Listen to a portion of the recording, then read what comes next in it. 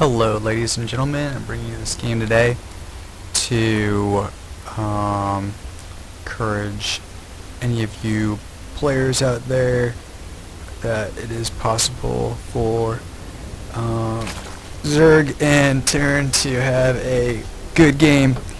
That's all I'm going to say for now. But here we have a Terran player in the bottom right corner, and we have a Zerg player in the bottom left corner. Looks like Zerg player is going for a fairly quick spawning pool here, and Terran player blocking in like normal. We have a Overlord scouting. I don't think many really good players choose to scout with an Overlord. Problem is that early on in the game,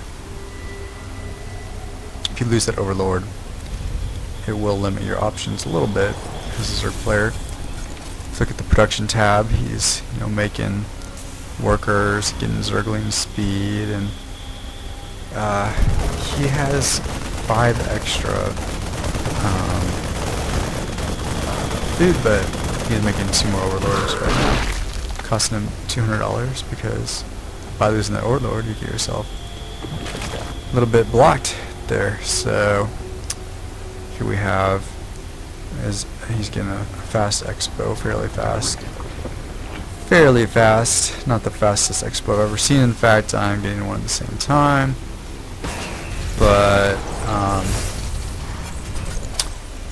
you can see our Terran player here is going for some quick blue flame Hellions. It's kind of exciting, kind of the new style of play. I still have yet to see what happens when you have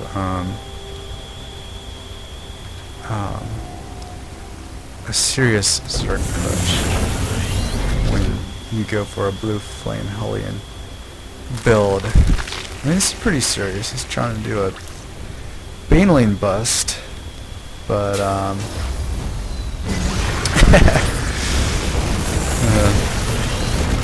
didn't go so well. He did manage to kill a supply depot, almost 2, maybe 2, but it's interesting that that wasn't followed with more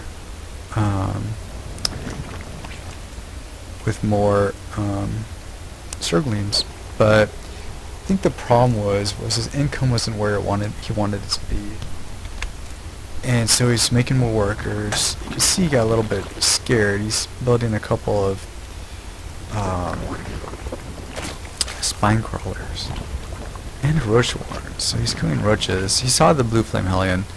It's probably why he decided to switch to roaches. But the fact of the matter is if you have enough Zerglings, then you don't need to worry about blue flame Hellions unless there's like 100 of them, of course. So anyway, looks like our Terran player is going for the classic blue flame Hellion drop here at the 8:20 minute mark. Now if you pull this blue flame Hellion drop off perfectly, you can do it a minute faster than this. You can leave around the 7-minute 30-second mark. So this is about a minute late. And you can see there's a good amount of defense around. It's questionable how well this could work against so many spine crawlers. And good news is that the army for the Zerg players are way far away. So here comes the drop, and Hellions gotta be careful because they're gonna target the wrong thing every time. They're gonna be targeting the queen, they're going to be targeting the spine crawler, and so you just got to be careful because they're going to target the wrong thing every time.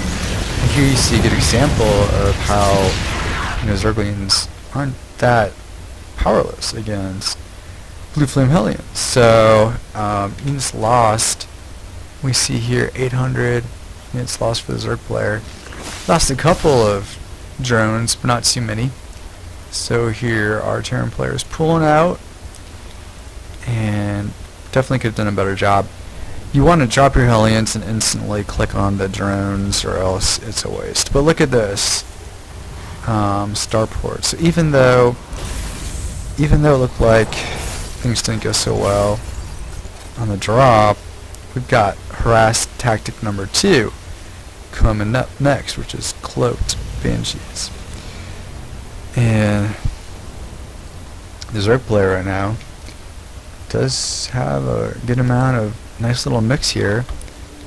A little door breaking unit and a little cleanup crew behind it. So, but with the medvac here, it's going to be a little harder to kill all these Marines. Looks like our German player did do a good job getting some Marines out. How good will they be against all these Banelings?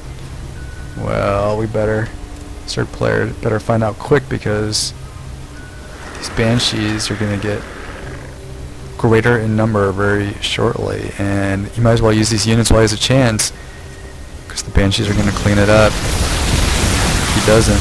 So the banelings come in, do some damage, but fortunately the Marines were not queued to rally anywhere, and these roaches are worthless against the banshees. So as soon as the Zerg player sees this, what's he gonna do? Well, of course, here comes about 4 spore crawlers, and at this point in the game, most Zerg players usually do have, okay, there it is, the spire, and he is making 3 mutas.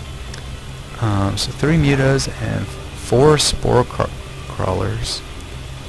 So this is about as much defense as you would expect to see a Zerg player make, and Terran player senses he's got an advantage here, so runs in. Now 30 Zerglings are on the way. So the 3 banshees cloaked, 1 banshee is out of position, 1 queen goes down. The Zerg player did a good job here, making couple extra queens. 3 banshees is enough to do actually there are 4 banshees there. Now there's 1 died. Actually 2 died. Now there's 3 total. So at this point though, how much damage can... There's just 1 mutalisk here. Due to these cloaked banshees, obviously when they're cloaked, can't do a whole lot. Don't see... Oh, there's 1 overseer being created right there. And with the production tab, there's a handful of Marines and banshees and Hellions all being made. And so the back almost goes down. So the back was not microed well at all. Didn't have to die. Would have been better off surviving, so it could help out these poor Marines. So here we see some Blue Flame Hellions, some Marines coming out, and will this be enough to take down the mutas? And the Zerg player is making some more workers because he did lose a good number. He's going for an extra macro hatchery here, just to make more units. But it's interesting, you might as well have built that over here. Not sure if it's such a good idea to do that in your main. Except that there were banshees on the field. And with the banshees on the field, it's hard to expand if you're Zerg unless you have enough mutas and to pick off the banshees if you know there's banshees around. So here the workers come in to attack, thinking that would be a good idea.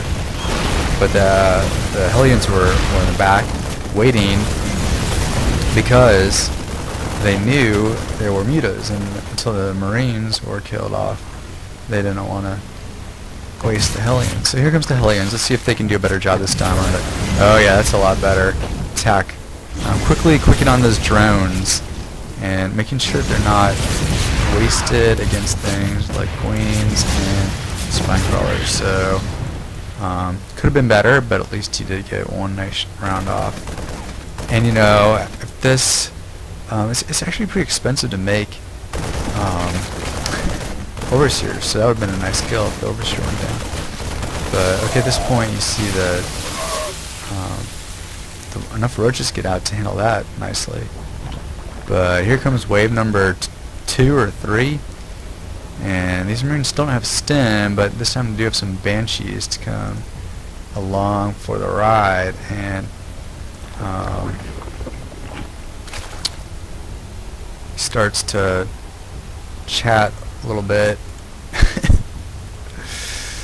Good language. Sword player is pretty upset. Apparently feels Zerg is seriously underpowered, which I used to think Terran was seriously underpowered against Zerg. But that was before I started building Banshees and Hellions early in the game. It's more you see the poor choice that the planes will make. If you just A-click, you really do need to micro the Hellions to get maximum damage. You keep hitting this completely pointless crawler over here. Don't have a chance against it. But these roaches, I'll do go down thanks to the banshees. 2 banshees can really do a whole lot of damage against a whole bunch of roaches. So now we see stim finally being made. 6 more Marines, 1 more Hellion.